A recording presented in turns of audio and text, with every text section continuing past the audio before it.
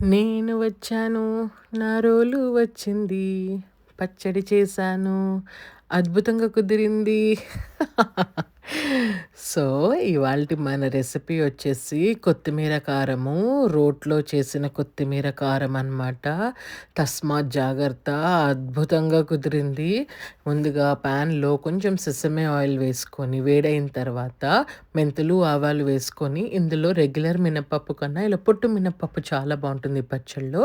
అది వేసుకున్న తర్వాత ఎండుమిరపకాయలు, ఇంగువ వేసుకొని ఫ్రై చేసి చల్లారడానికి పక్కన పెట్టుకున్నాక, అదంతా రోల్లో వేసి దంచండి. బాగా దంచండి. ఎట్లా దంచాలంటే కొంచెం మెదగాలి. మెదిగిన తర్వాత ఉప్పు, చింతపండేసి మళ్ళీ దంచండి.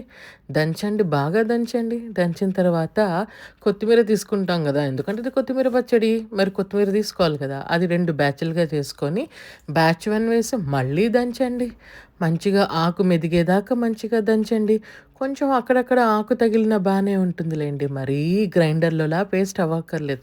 రోటి పచ్చడి అంటేనే కాస్త కచ్చా పచ్చాగా ఉండాలి గదా! సో, ఉప్పు చూసుకోండి. తర్వాత కొంచెం బెల్లం వేయండి ఫ్లేవర్ బ్యాలెన్స్ కోసం. మళ్ళీ దంచండి.